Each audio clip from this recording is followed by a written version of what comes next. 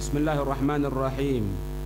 Alhamdulillahi rabbil alamin. Allahumma salli wa sallim ala sayyidina Muhammad wa ala ali sayyidina Muhammad. Kita insyaallah akan membaca satu kitab yang kitab ini cukup lama ya. Bahkan dikatakan tidak ada satu orang alim dari para aslafun as-salihun kecuali membaca kitab ini, yaitu kitab Risalatul Qusyairiyah. Bahkan Sayyiduna Syekh Abu Bakar bin Salim, beliau juga membaca kitab ini atas dari anjuran gurunya Syekh Bajamal untuk membaca kitab Risalatul Qusyairiyah. Di sini dijelaskan tentang masalah babus suhbah, bab untuk pertemanan ya. Di sini dimulai bahwasannya yang dimaksud dengan suhbah atau sahib atau teman yaitu al-murafiqu wal mulazimu al-mu'ashiru li ghairi. Sahib atau teman itu memiliki tiga makna, tiga arti. Yang pertama, al-murafiq, orang yang selalu berbarengan. Rafiq ini juga bisa berarti rafiqun, yaitu orang yang berbarengan ketika perjalanan. Tapi banyak artinya di sini murafiq itu orang yang selalu bareng. Makna yang kedua yaitu al-mulazim, seseorang yang terus-menerus berbarengan. Mulazim ini sifatnya seperti wajib, asal katanya lazimun, sesuatu yang wajib. Mulazimun, orang yang mewajibkan untuk bareng bersama dia. Yang ketiga bisa bermakna al-mu'ashiru li ghairi, orang yang hidup bersama dengan yang lainnya. Untuk yang lainnya artinya berbarengan dengan yang lainnya. Di sini muallif memulai ketika beliau menyebutkan tentang masalah babus suhbah, memulai dengan firman Allah surat At-Taubah ayat 40 yang menceritakan bagaimana ketika Sayyidina Abu Bakar bersama dengan Rasul sallallahu alaihi wasallam akan melaksanakan hijrah, berada di Gua Tsur selama 3 hari 3 malam. Allah menjelaskan di sini Thaniya Itsnaini, atau kalau dengan wasal Thaniyat Naini, 2 orang dari 2. Idhuma, ketika 2 orang tadi itu fil ghari, ketika 2 orang tadi itu berada di goa. Yang dimaksud goa di sini yaitu Gua Tsur. Id yaqulu, ketika berucap siapa? Ar-Rasul li sahibihi, kepada temannya. Berarti suhbahnya, sahabatnya Sayyidina Abu Bakar ini sudah mendapat pengesahan dari Allah Subhanahu wa taala. Makanya kalau ada seseorang yang mengingkari kesahabatan Sayyidina Abu Bakar, para ulama menyatakan langsung dia kafir. Kenapa? Karena Allah sudah menjelaskan di sini id yaqulu li sahibih. Ketika Allah Subhanahu wa taala menceritakan ini ketika Nabi Muhammad berucap kepada temannya, la tahzan, janganlah engkau susah, innallaha, sesungguhnya Allah ma'ana, bersama kita. Ini dikatakan bahwasannya ketika itu di Gua Tsur itu ada satu lobang yang kecil, sehingga bisa melihat dari lobang tersebut orang yang di luar. Itu Nabi keluar dari kota Mekah seperti dalam ceritanya sirah yang kita pelajari, masuk ke dalam Gua Tsur tadi itu. Sayyidina Abu Bakar dalam keadaan ketakutan, dan ketika itu orang-orang kafir sudah berada di depan pintu goa, Maka ketika itu Abu Jahal kencing berdiri. Sayyidina Abu Bakar kelihatan kakinya dari lubang tadi itu. andai saja ketika itu Abu Jahal sampai melihat dari luar melalui lubang tadi itu, maka ketika itu akan terlihat Rasulullah dengan Sayyidina Abu Bakar. Tetapi Allah menginginkan yang lain, timbul perasaan takut dari Sayyidina Abu Bakar. In gatalani fa inni ibn Abi Quhafa wa in gatalaka fahadmul islami dhahiratan. Sayyidina Abu Bakar mengatakan, ya Rasulullah, ini orang kafir di depan sudah. Kalau mereka bunuh aku tidak ada masalah, aku ini cuma anaknya Abi Quhafa, aku mati ya sudah selesai. Tapi kalau engkau yang terbunuh ya Rasulullah, maka ketika itu Islam akan hancur yang nampak, habis semua sudah Islam. Nah, maka Rasulullah mengucapkan, ma dhannuka bi itsnaini Allahu thalithuhuma. Apa perasaan kamu wahai Abu Bakar, dua orang Allah yang ketiga yang barengi tadi itu. Allah menceritakannya dalam surat At-Taubah ayat 40 ini. Dan tidak tanggung-tanggung para hadirin, itu tinggal di sana selama 3 hari. Mungkin antum kalau pernah melaksanakan haji atau umroh, kelihatan bagaimana itu Gua Thur, naiknya saja berapa kilometer ke atas, kemudian jarak antara lantai goa dengan atap goa itu amat sangat pendek sekali, sehingga diceritakan ketika itu Rasulullah tidur pun di atas batu, ya, tinggal di sana 3 hari. Dan yang memberikan makan, yang memberikan bekal untuk Rasulullah dan Sayyidina Abu Bakar, yaitu Sayyidatuna Asma. Sayyidatuna Asma itu naik pagi hari, naik ke atas, turun, kembali lagi sore hari, naik ke atas, turun, selama 3 hari. Dikatakan ketika itu Sayyidatuna Asma dalam keadaan hamil muda, umur hamilnya kurang lebih 3-4 bulan, yaitu sahabat Abdullah bin Zaid, yang nanti Abdullah bin Zaid pun dibunuh. Ketika terjadi fitnah, Abdullah bin Zaid tadi itu dibunuh. Makanya Habib Umar bin Hafid beliau menyatakan, kalau engkau ingin tahu bagaimana orang-orang yang dekat dengan Rasulullah, orang-orang yang berani berkorban untuk Rasulullah dari semua keluarganya, lihat itu Sayyidina Abu Bakar. Sayyidina Abu Bakar orang yang dekat dengan Rasulullah, persuhbahannya saja dikuatkan dalam Al-Quran. Putrinya Sayyidatuna Aisyah, putrinya yang lain Sayyiduna Asma, bahkan Abdurrahman itu juga merupakan sahabat Nabi Sallallahu Alaihi Wasallam. Dan sahabat Abdurrahman ini yang merupakan dari saudara Sayyidatuna Aisyah itu membarengi Rasulullah ketika Rasulullah akan wafat sampai Rasulullah meninggal dunia. Dibarengi 2 orang ketika itu dalam pangkuan Siti Aisyah, dan menggunakan siwak Abdurrahman, putra dari Sayyidina Abu Bakar. Jadi gambaran bagaimana keluarga Sayyidina Abu Bakar itu amat sangat dekat dengan baginda Rasul Sallallahu Alaihi Wasallam. Nah, di sini mu'allif mengatakan, Allah menyebutkan di sini ketika Rasulullah sudah mantap ya. Lamma athbatallahu subhanahu lisiddiqi as-suhbatu baina annahu bayyana annahu adhara alaihi syafaqata. Maka ketika Allah subhanahu wa ta'ala telah menentukan kesahabatan Sayyiduna Abu Bakar,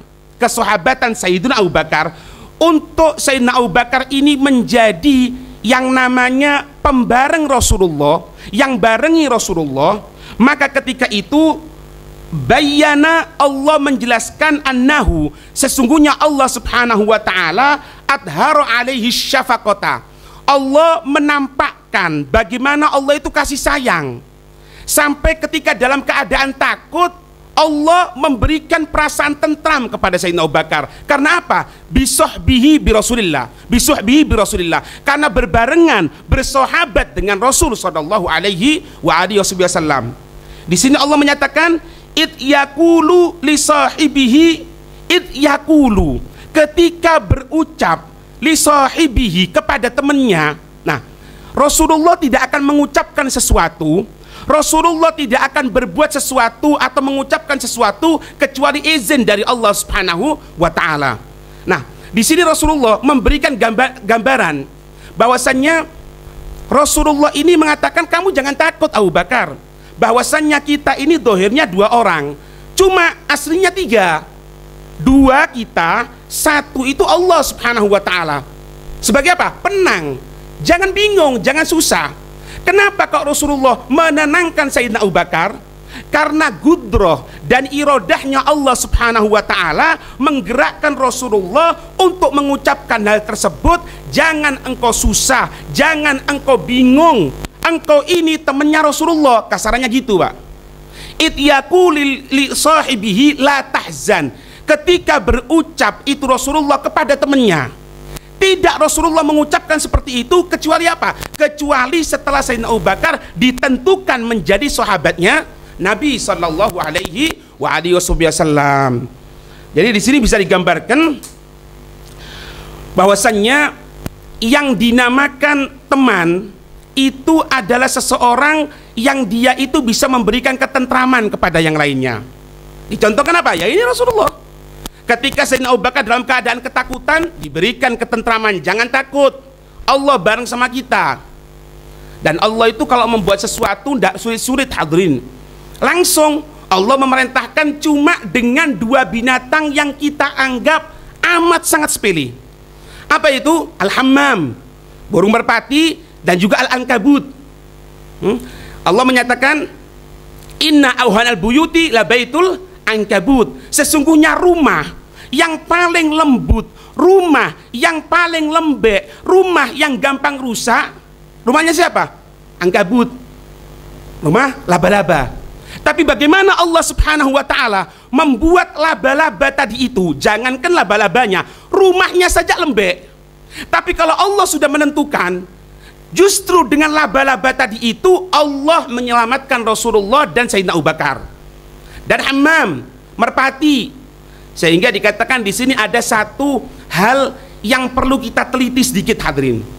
Imam Ghazali mengatakan dalam kitabnya Mukasyafatul Qulub, kalau kita ngelihat, katanya beliau, kita misalnya melaksanakan ihram haji, melaksanakan ihram umroh, di antara larangannya yaitu membunuh binatang darat. Maka hukumannya apa? Kalau kita bunuh sapi, kita ganti sapi. Kalau kita bunuh kambing, kita ganti kambing. Kalau misalnya kita bunuh kucing, kita bersodako seperti besarnya itu kucing. Maknanya bukan berarti kalau bunuh kucing ganti sapi, atau bunuh sapi ganti kucing. Enggak, sesuai dengan binatangnya. Kecuali satu. Apa itu? Bunuh merpati. Kalau bunuh merpati itu harus ganti dengan onta. Loh kok bisa? Merpati kecil, tapi kok gantinya onta?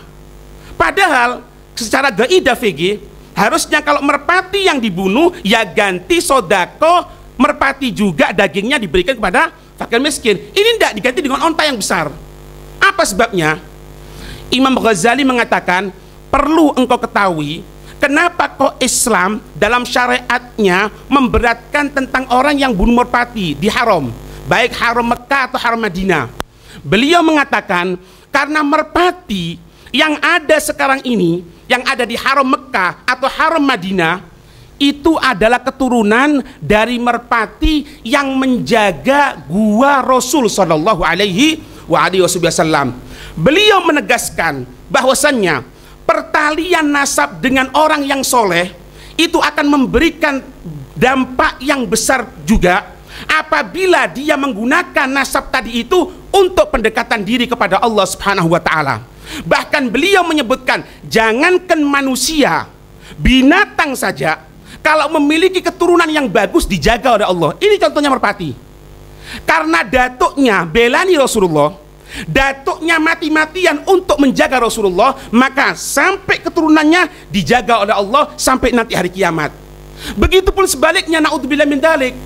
Orang yang memiliki nasab yang bagus tapi tidak mampu menggunakan nasab tersebut untuk pendekatan diri kepada Allah Subhanahu wa ta'ala, maka perlu diketahui dia akan terhinakan. Apa buktinya? Abu Lahab, paman Rasulullah, satu darah dengan Rasulullah, tapi ketika dia mengingkari Rasulullah, mengingkari ke rasulan dari Nabi Muhammad menjadi dihinakan oleh Allah Subhanahu wa taala. Amin. Nah, jadi di sini maknanya apa? Makna yang pertama, seorang yang sohbah, yang barengi itu harus dia tadi ini bisa memberikan ketentraman kepada yang lainnya. Di dalam perkataannya yang lain, Imam Ghazali mengatakan salah satu syarat mutlak seseorang menjadi pemimpin itu, pemimpin karena mengayomi yang lainnya, artinya mereka semuanya itu menjalin hubungan dengan dia. Itu syarat yang pertama, jangan gampang bingung. Kalau gampang bingung buyar hadirin. Andai saja misalnya, dan ini tidak mungkin terjadi. Bagaimana itu Rasulullah dalam keadaan genteng seperti itu masuk sedikit kelihatan loh. Jangankan masuk, ngelihat dari bawah kelihatan, dibunuh sudah. Tapi apa? Tenang, jangan khawatir. Seorang pemimpin harus tenang, jangan bingung. Kalau jadi pemimpin bingungan, ya buyar. Ada musuh mau datang, ini bagaimana musuh? Ini gini-gini, wah bagaimana? Buat wah karu-karuan ya, kacau rakyat ini. Dan ini terjadi juga. Ini pernah terjadi dengan Rasul Shallallahu Alaihi Wasallam ketika terjadi perang Khandaq. Ini perang Khandaq, perang parit hadirin. Perang parit ini terjadinya karena ketika itu ada sahabat yang kelihatan orang-orang kafir dari Mekah itu balas dendam, mangkel sama Rasulullah dan sahabatnya karena terkalahkan dari perang Badar Kubro tanggal 17 Ramadan. Itu terkalahkan, habis itu orang kafir itu. Mereka punya dendam. Kenapa? Bapaknya dibunuh, ada yang anaknya dibunuh, ada yang kerabatnya dibunuh, sehingga dendam. Ketika itu perang parit atau Khandaq yang kita kenal itu terjadi setelah Islam ada gesekan dengan orang Yahudi. Jadi sudah ada panas dengan orang Yahudi. Ketika itu Yahudi yang tinggal di daerah Mustalik, sehingga terkenal dengan perangnya perang Bani Mustalik. Itu sebabnya satu hadirin. Sebabnya satu. Kenapa? Ketika seorang muslimah, seorang perempuan muslimah menutup badannya, ketika itu dia keluar dari rumahnya untuk membeli hajat, kebutuhan untuk rumahnya. Ketika itu ada orang Yahudi, 2 orang ngomong, ini apa-apaan ini? Ini kok ditutupi semua ini kurang ajar, ini tidak benar ini syariat ini apa-apaan ini Islam. Kayak sekarang kan, orang gunakan penutup dikira teroris. Tapi yang terbuka dibiarkan, tidak ada masalah. Kemudian apa? Satu orang berdiri akan mendekati si muslimah tadi itu. Ketika itu sampai akan megang dari kainnya tadi itu, ditepiskan gini, dipegang, kebuka sedikit, lari. Si muslimah tadi itu lari ke rumahnya, nangis. Suaminya tanya, loh kenapa kok nangis katanya? Itu ada Yahudi gini, datangi. Ini ya, ini sifat seorang muslim yang betul, ghirah fi qalbi. Ada perasaan cemburu kepada agama. Kalau urusan dirinya tidak ada masalah, tapi urusan agama jangan macem-macem. Ini istrinya dihinakan, langsung keluar, didatangi. Ente apa, buat apa katanya? Ini tidak benar Islam gini-gini. Terus kamu berani buka ya? Iya. Datang teman-temannya orang-orang Yahudi, mundur, banyak kan mundur. Sampai khabar ini nyampe ke Rasulullah.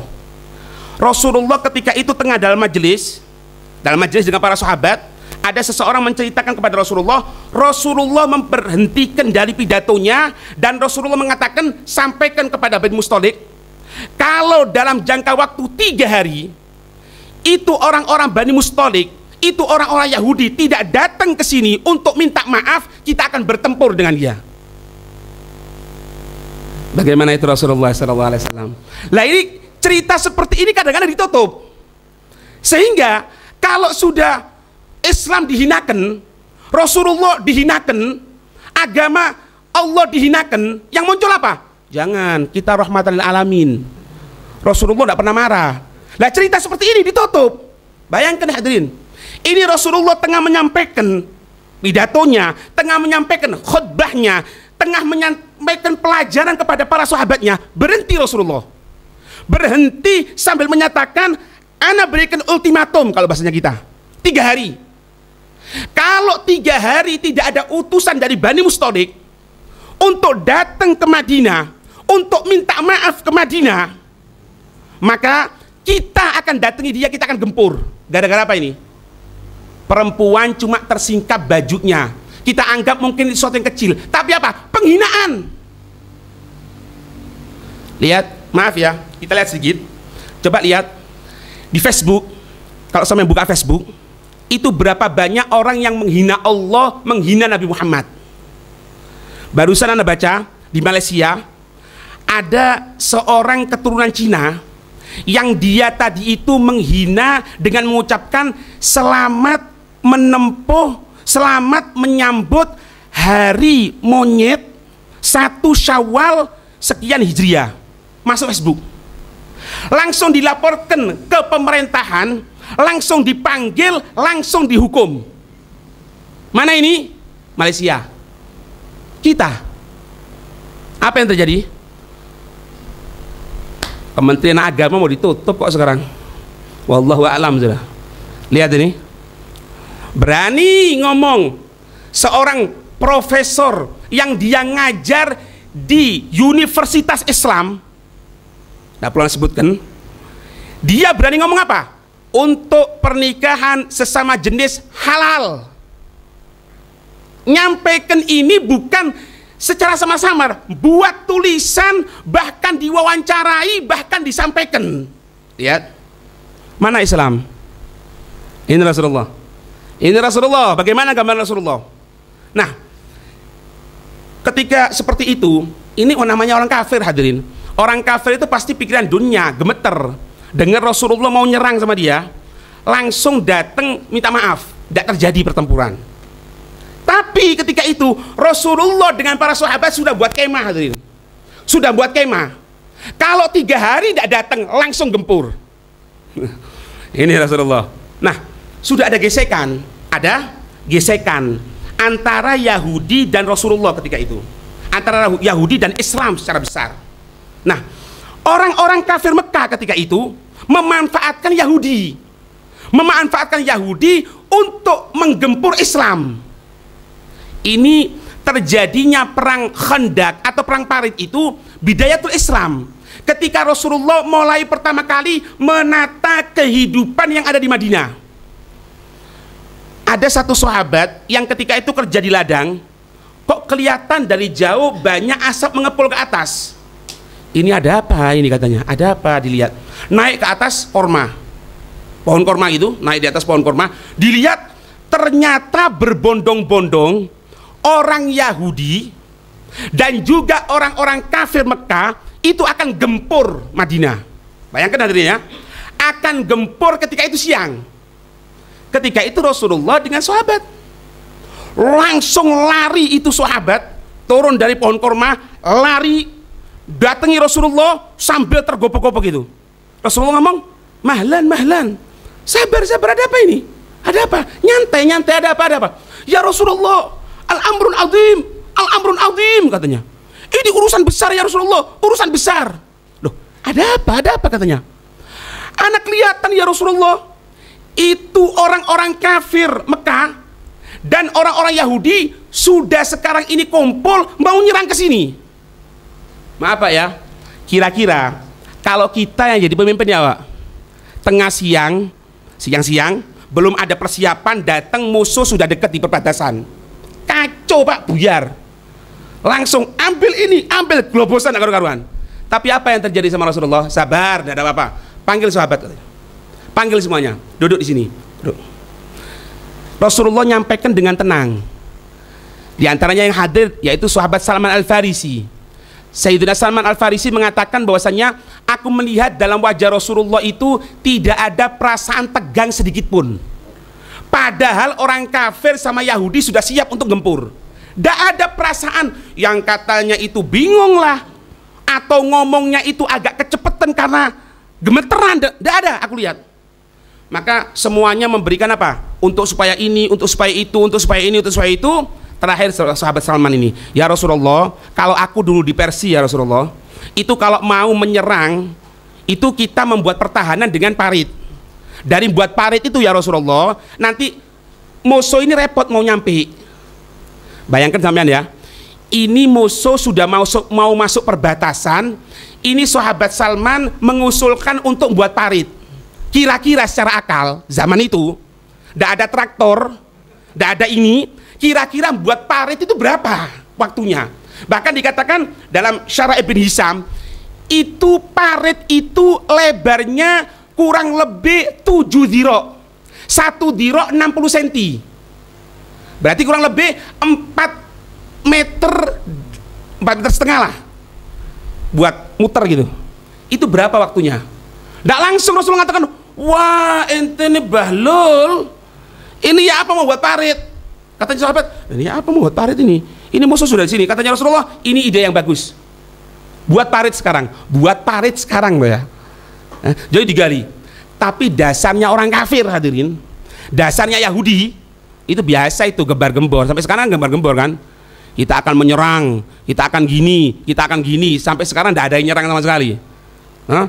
Kelihatan ini sahabat buat parit di sana. Ini orang-orang kafir sama orang Yahudi bingung. Ada apa ini ya? Ada apa ini? Apa strateginya ini?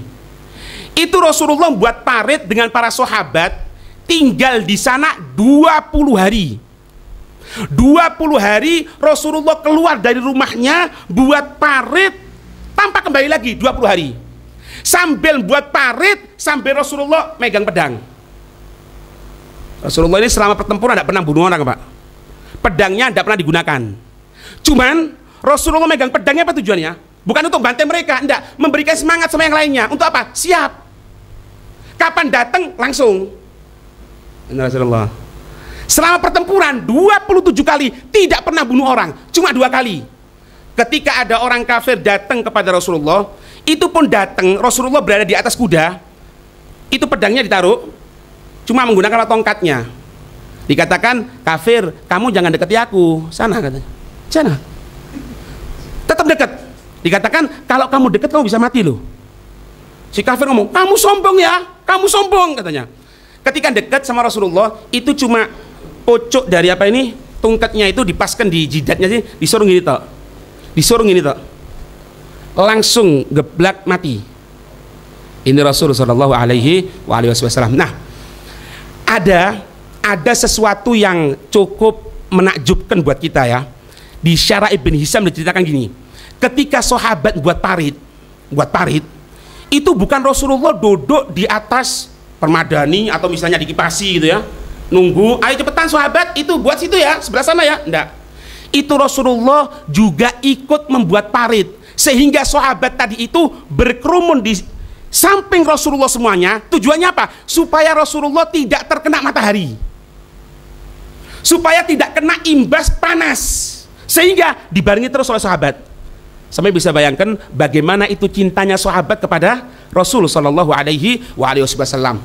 Tengah buat parit itu ada satu batu besar. Satu batu besar itu tidak mampu untuk dipecah. Rasulullah kelihatan, ada apa ini kok rame-rame? Didatangi, ada apa? Oh jangan ya Rasulullah. Rasulullah minggir saja. Rasulullah enggak minggir saja. Jangan. Lah ada apa katanya? Ini ada batu, kita mau pecah nggak bisa. Dilihat Rasulullah, dipecah, tek, mumbul, tek. Sampai dikatakan 3 kali kapaknya pecah gara-gara batu. Tapi Rasulullah mengatakan, ambil sini kapaknya katanya. Diambil. Rasulullah mengatakan apa? Bismillah, amantu billah, dipecah. Dan sekali pecah jadi 2, sampai dikatakan itu keluar api yang apinya itu menyala. Jadi saking kerasnya pukulan Rasulullah. Allahumma shalli wa sallim alaihi wa ala alihi. Ini makna suhbah hadirin. Apa makna suhbah itu? Tidak menginginkan yang lainnya dalam keadaan kesusahan. Sebagaimana itu sahabat kepada Rasulullah, dan itu memang kewajiban karena Rasulullah lebih tinggi kedudukannya, harus selalu menjaga Rasulullah. Begitupun sebaliknya, Rasulullah pun tidak menginginkan sahabatnya tadi itu dalam keadaan kesusahan. Semoga kita dikumpulkan menjadi orang-orang pecinta Rasul. Amin ya rabbal alamin. Wallahu a'lam bissawab. تعرفنا بأننا اقترفنا وأننا